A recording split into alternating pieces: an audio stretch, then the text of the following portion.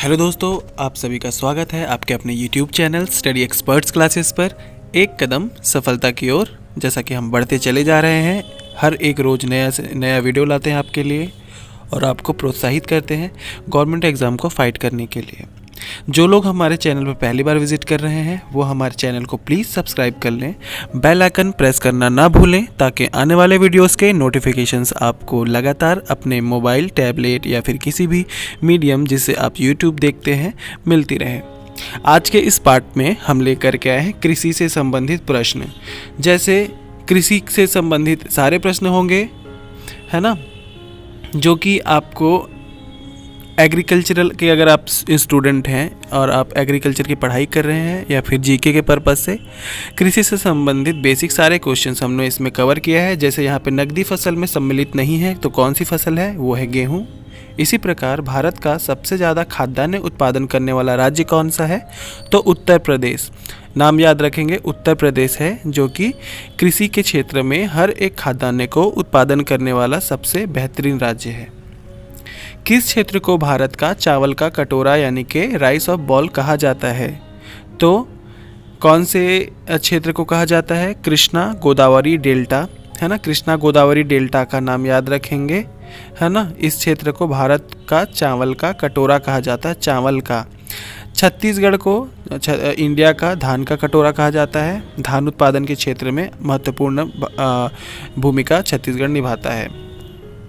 भारत में गेहूं के प्रथम 3 बड़े उत्पादक राज्य कौन कौन से हैं, तो गेहूं के उत्पादक राज्य में है उत्तर प्रदेश, पंजाब व हरियाणा।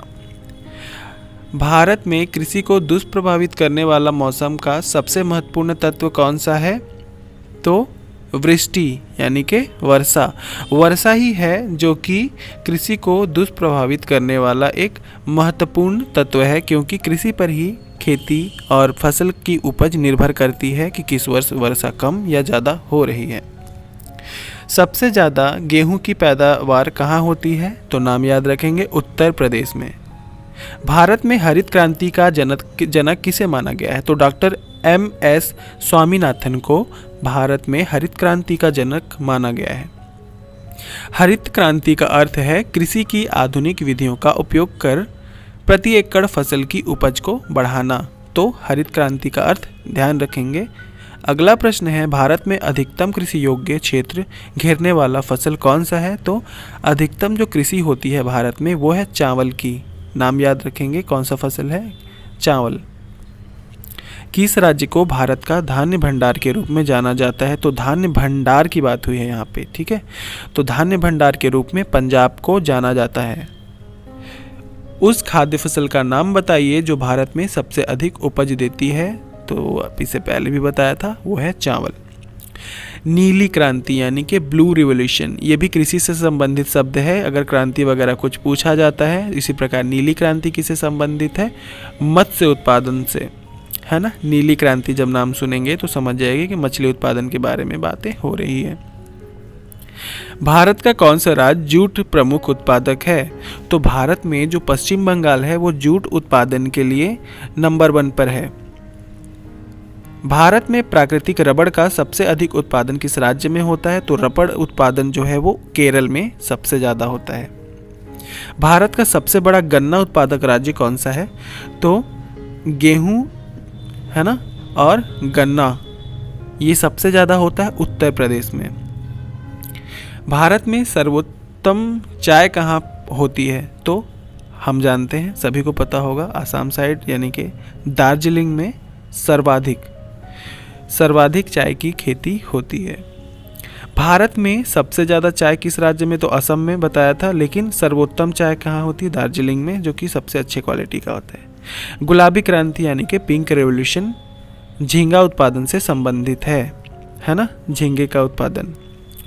भारत का सबसे बड़ा मूंगफली उत्पादक राज्य कौन सा है, तो इसका सही उत्तर है गुजरात। गुजरात में मूंगफली का उत्पादन सबसे ज़्यादा होता है। हरित क्रांति से सर्वाधिक उत्पादन किस खाद्यान्न का हुआ है, तो गेहूं का। गोल क्रांति यानी कि राउंड रिवॉल्यूशन का संबंध किससे है, तो राउंड रिवॉल्यूशन का संबंध आलू उत्पादन से है। याद रखेंगे किससे संबंधित है, आलू उत्पादन से। भारत में सोयाबीन का सबसे अधिक उत्पादन किस राज्य में होता है? तो सोयाबीन के मामले में भारत का मध्य प्रदेश सबसे अव्वल नंबर पर है। देश का पहला कृषि विश्वविद्यालय JBPAU पंतनगर पर स्थित है। याद रखेंगे, पहला विश्वविद्यालय कृषि का कौन सा है? JBPAU पंतनगर। मध्य प्रदेश विशालतम उत्पादक है किस चीज़ का? दालों का। मध्य प्रदेश में दाल की उत्पादन सबसे ज़्यादा होती है। काजू का सबसे बड़ा उत्पादक राज्य कौन सा है? तो काजू के लिए सबसे ज़्यादा जो उत्पादन करता है वो राज्य है केरल। श्वेत क्रांति यानी कि व्हाइट रेवोल्यूशन। श्वेत क्रांति अक्सर प्रश्न पूछ दिया जाता है, बहुत ही कॉमन है, जो एक एग्जाम्स में अक्सर पूछते हैं कि श्वेत क्रांति यानी कि व्हाइट रेवोल्यूशन क्या है? तो दूध उत्पादन के बारे में ये बात होती है। जब दूध उत्पादन होती है उसे हम श्वेत क्रांति के नाम से जानते हैं। अगला प्रश्न देखते हैं, ऑपरेशन फ्लड का संबंध किससे है? तो ऑपरेशन फ्लड का संबंध भी दूध उत्पादन से ही है, ध्यान रखिएगा, ठीक है। भारत में श्वेत क्रांति के जनक माने जाते हैं।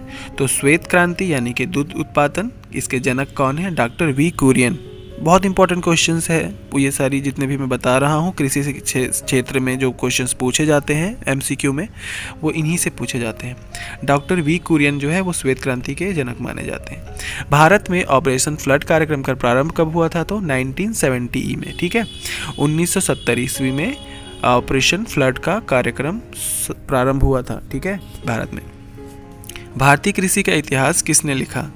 MS रंधावा ने। भारतीय कृषि का इतिहास किसने लिखा? MS रंधावा ने लिखा था। सबसे अधिक मात्रा में केसर कहाँ मिलता है? तो भारत में सबसे अधिक मात्रा में केसर जो मिलता है वो है जम्मू एंड कश्मीर में, जहाँ से हमारा केसर निर्यात भी होता है।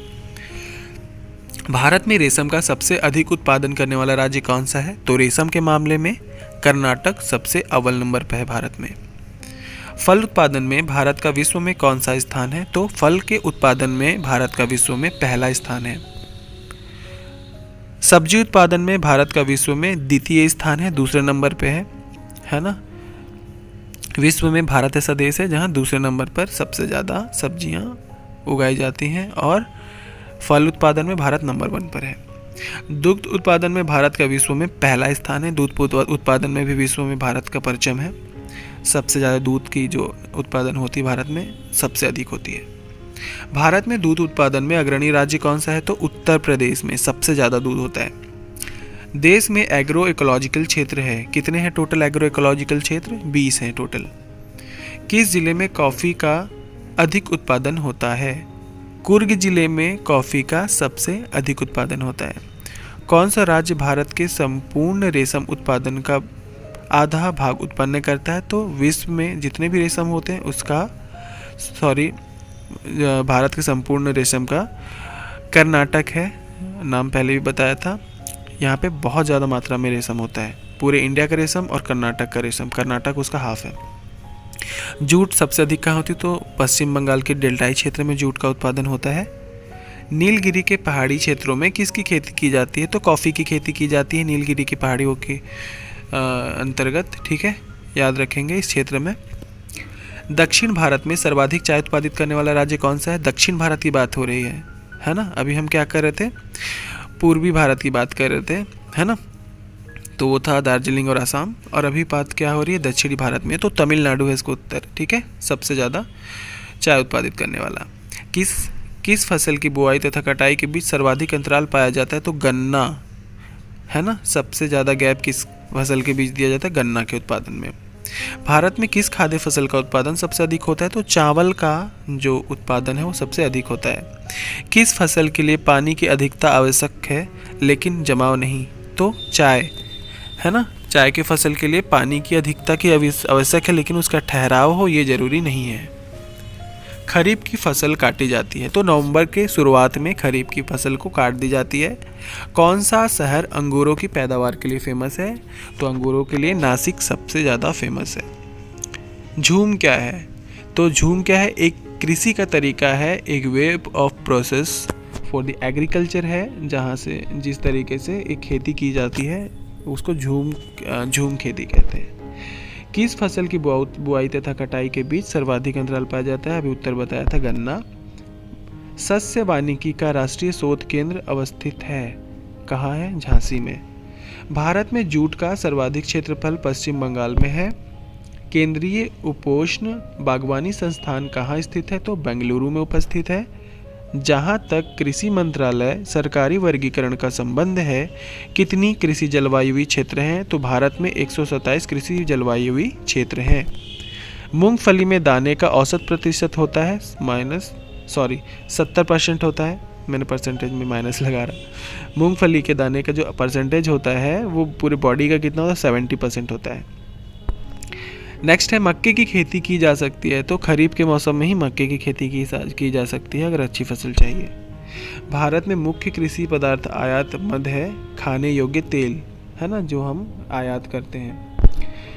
केरल राज्य विश्व भर में किसके संवर्धन के लिए जाना जाता है? तो गरम मसाले के लिए केरल बहुत फेमस है। भारत की प्रमुख वाणिज्यिक फसलें कौन सी हैं? तो कपास, तिलहन, जूट और गन्ना। पीत क्रांति के किसके उत्पादन से संबंधित? तो ये एक्चुअली पीली क्रांति है जो तिलहन से संबंधित है, ध्यान रखेंगे, यहाँ प्रिंटिंग मिस्टेक है। भारत का राष्ट्रीय फल कौन सा है? आम है। आम को फलों का राजा कहा जाता है। भारत में कितने प्रतिशत प्रथम बौनी धान की किस्म थी? तो IR8 है ना, ये थी एक बौने धान की किस्म, यानी कि छोटे छोटे धान के पौधे होते हैं, ये किस्म थी एक, है ना, धान की पहली ये बौनी धान की किस्म थी। उत्तर प्रदेश में आंवले का सर्वाधिक उत्पादन करने वाला जिला प्रतापगढ़ है, याद रखेंगे। उत्तर प्रदेश में प्रतापगढ़ है जो कि सबसे अधिक आंवले का उत्पादन करता है। भारतवर्ष में चावल की खेती उन क्षेत्रों में होती है जहां वार्षिक वर्षा 100 सेंटीमीटर से अधिक होती है। ध्यान रखेंगे, चावल की खेती उन क्षेत्रों में होती है जहां 100 सेंटीमीटर से ज़्यादा वर्षा होती है। 1966 के बाद की अवधि के दौरान खाद्यान्नों के उत्पादन में बहुत वृद्धि हुई थी। वो कौन से खाद्यान्न थे? गेहूँ में।